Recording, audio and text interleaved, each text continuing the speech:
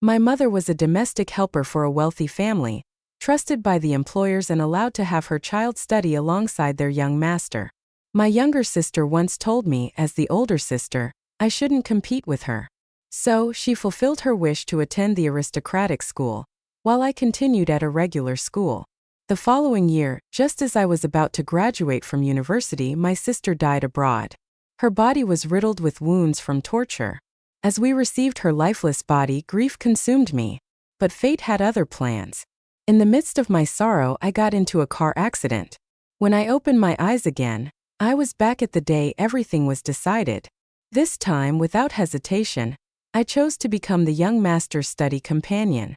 My sister stood still silent. I knew. She had been reborn too. But now we had switched places. My mother called me and Layla closer, her face beaming. The lady said, our daughters are the same age as young Master Ethan. Who among you is willing to study with him? Tuition and living expenses are fully covered, plus a monthly allowance. The conditions are truly tempting. No need for hard study, just serve young Master Ethan. After graduating from the aristocratic high school, you can directly study abroad. There's even a chance to join the Ethan Corporation. My mother listed all the benefits, finally asking, Haley, Layla, who wants to go?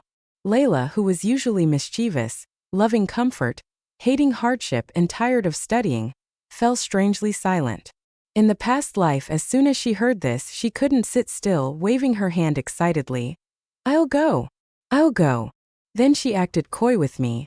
Haley, as the older sister, you're so smart. This isn't for me. Though I had slightly wished to study at the aristocratic school with its good education, I knew leaving this opportunity for Layla would be better. So I smiled and nodded. Sister won't compete with you. But this time Layla bowed her head and stayed silent. Even my mother noticed something was off.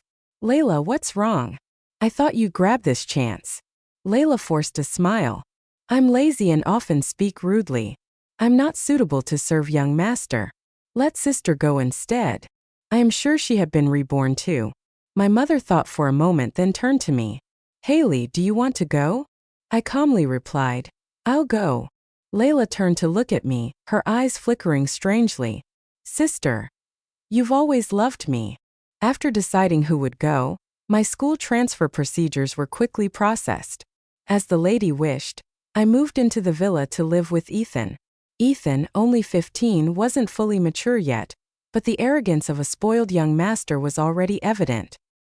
He looked at me with half a glance of contempt, coldly asking, Have you bathed?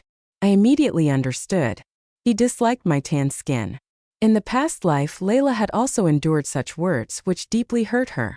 She became self-conscious, trying every way to whiten her skin. In later photos, she looked like a lifeless doll. This time I responded with the same attitude.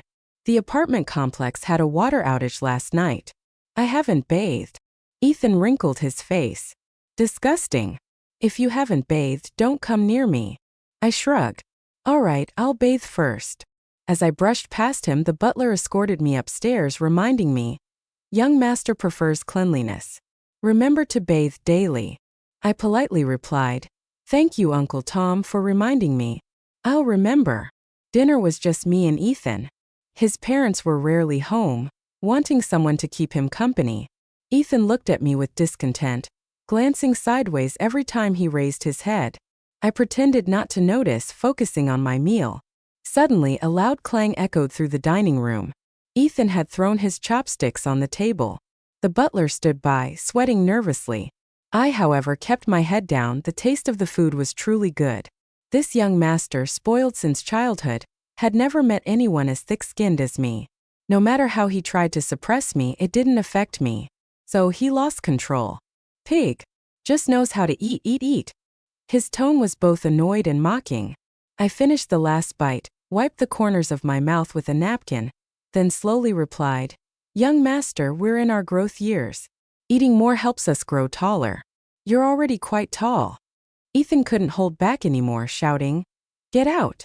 Get out right now. Of course that was impossible. All right, I'm going, I said leisurely, heading upstairs. I knew angering Ethan wouldn't be easy for myself. He wouldn't need to act personally to deal with me. I picked up a diary. its messy handwriting clearly written in haste but filled with emotion. After reading for a while, I carefully put it away. The next day, Ethan and I took a car to his school, filled with wealthy and powerful families. They formed groups, and Ethan's group was the most famous, partly due to influence but also appearance. When I stood at the podium and was introduced by the teacher, laughter erupted below. Wow, just crawled out of the ground, huh? My goodness, how can someone be so country? I wonder if they stink. Don't come near me. All these words went straight into my ears. I could imagine how flustered Layla must have been in the past life standing here, so different from her regular school, where she was loved for her cheerful personality. I had no expression, scanning the crowd below. Gradually, the laughter died down. My name is Haley. Nice to meet everyone, I said calmly. The teacher pointed to an empty seat at the back. Haley, sit next to Julian. Julian was notorious, his personality even more irritating than Ethan's. As I walked over and placed my bag on the empty seat, Julian, pretending to sleep, raised his head. His sharp eyes were full of hostility. Who let you sit here? He sneered. I smiled tolerantly. Suppressing violence is hard, isn't it? But you did very well. Julian's face twisted. He immediately grabbed my collar, but I covered my face and shouted dramatically, "Young master, save me!" Ethan, sitting nearby, lazily smirked. Julian, even when beating a dog, you should respect the master. Julian immediately let go. I pretended to be scared, patting my chest. Young master is still the kindest. Julian clenched his fists but didn't move again. Even as I bowed my head and fixed my desk, I could feel Ethan's triumphant gaze and Julian's unhidden observation. Everything was developing differently in this life, and I was ready for it. She appeared, my nightmare began. I was no longer human but a dog, treated at will. In the second week of the new semester, a transfer student joined my class, the girl Leah mentioned in her diary, Natalie. From a prestigious background, beautiful with an angelic smile, she was childhood sweethearts with Ethan and Julian. Previously studying abroad, now back, the attitudes of Julian and Ethan towards her were distinctly different from others, so much so that everyone noticed. Students secretly chatted about the relationships among the three, and even mentioned me. Initially, upon learning I was Ethan's study companion, Natalie showed no disdain. She smiled, took my hand deliberately, saying to Ethan, "Ethan, you're really picky. It's hard for Haley, your study companion." Ethan wasn't angry, instead slightly flustered. Where am I picky? If you think I'm picky, don't be my friend. He even acted arrogant. Natalie was used to Ethan's manner, gently coaxed him with a few words, and he became happy. Had I not witnessed her coldly wiping her hand after shaking mine, I might have doubted if the person Layla and I encountered was someone else. Fortunately, that wasn't the case. The proud and cruel young lady hadn't changed.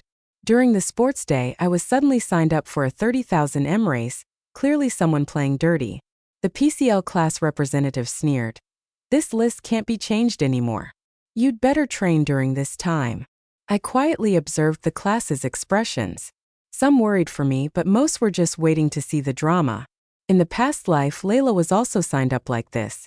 Back then, she was severely bullied, too scared to resist, gritted her teeth and ran, eventually fainting on the field.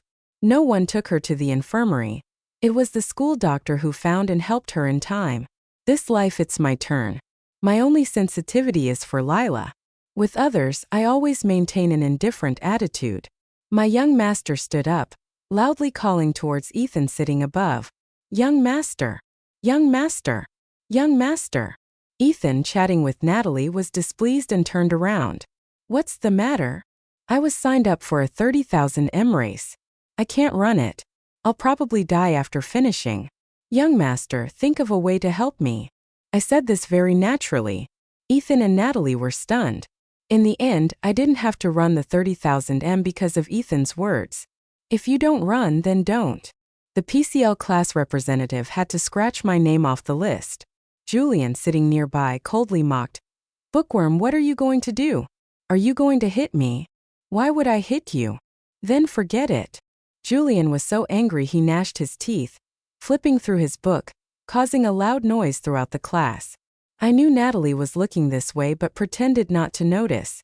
In the days that followed, my life became much more chaotic. I was doused with water in the restroom, had to return to class soaked, standing in front of Ethan. Young master, some people hit dogs without respecting their master. Ethan almost choked on his water. The classmates had various expressions, probably not expecting me to be so shameless. After that, no one doused me with water anymore, but they started stuffing dead rats into my desk. I picked up the dead rat, walked straight to Ethan and said seriously, "Young master, some people hit dogs again without respecting their master. Look at this dead rat, blood and filth all over." In front of Ethan, he almost vomited. "Get away from me." I put on a hurt expression, holding the rat, returning to my seat, handing it to Julian. "Young Master Zhang, take this rat." We immediately sign a master-servant contract. Julian's face turned pale, but he was actually considering it. Ethan finally calmed down, annoyed, saying, "I told her to throw the rat far away.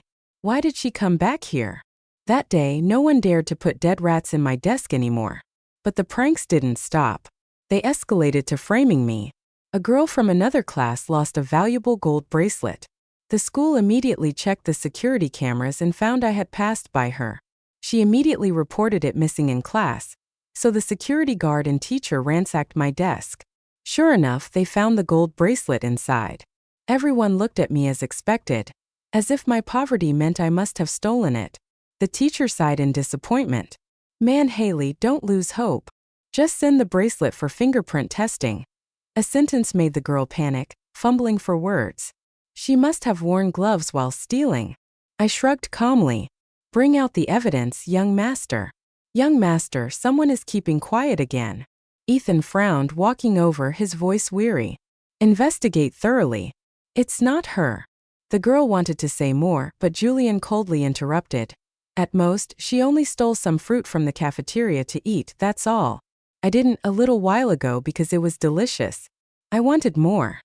Teacher and classmates all trusted me.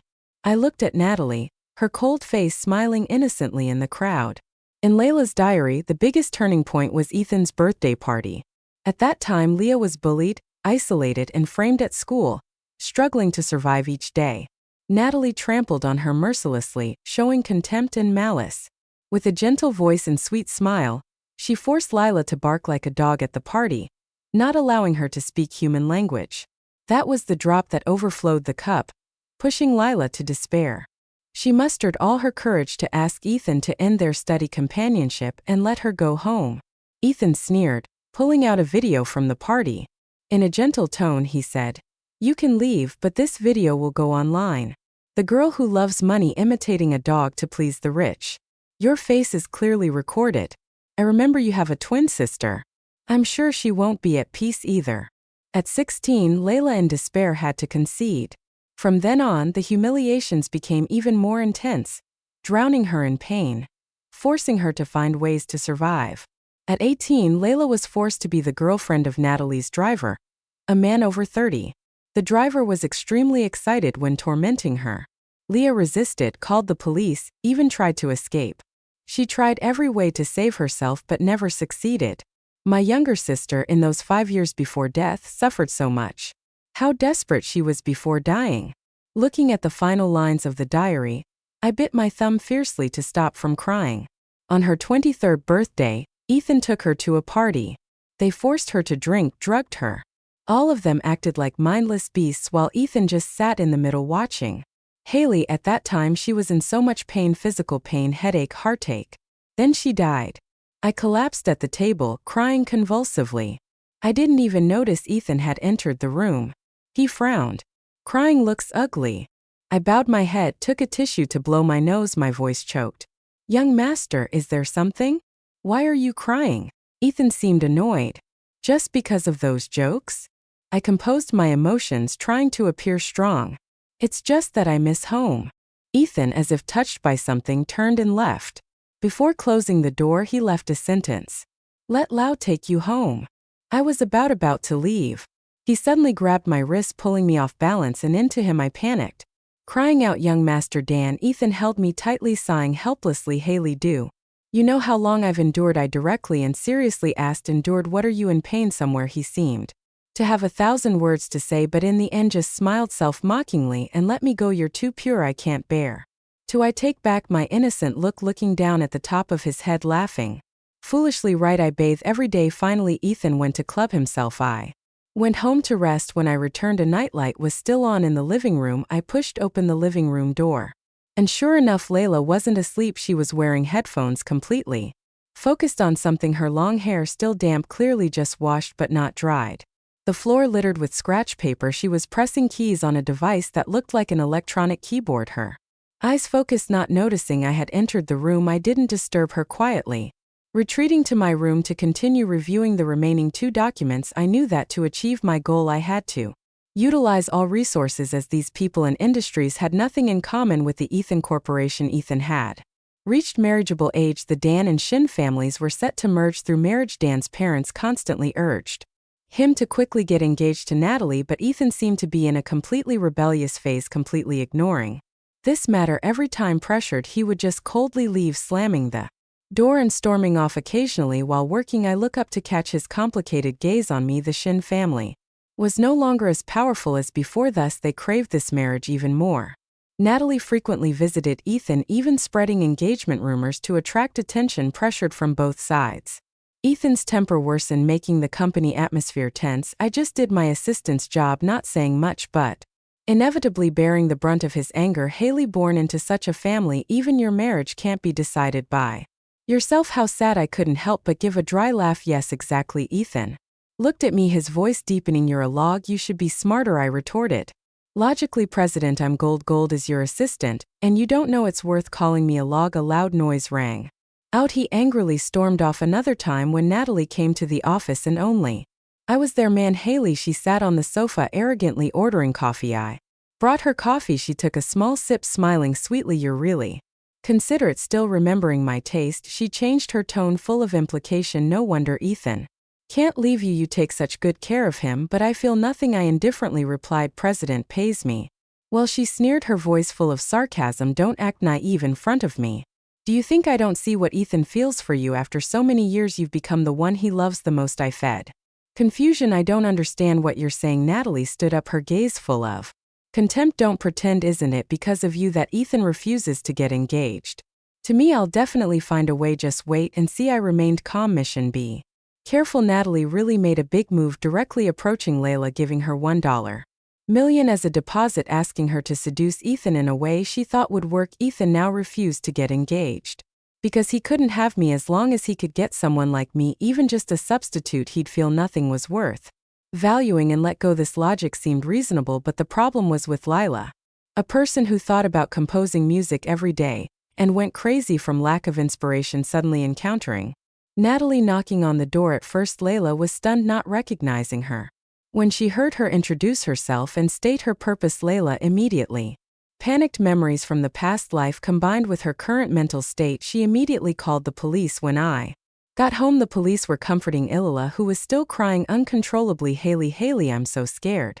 Layla threw herself into my arms, tears and snot all over, standing beside Natalie, her face ashen, a look I'd never seen before, seemingly having cursed me and Layla thousands of times in her head. According to Natalie's assistant at that time, Leah let out a shrill scream, treating while calling the police, hysterically pulling her hair. Don't come here, you devil, don't try to harm me.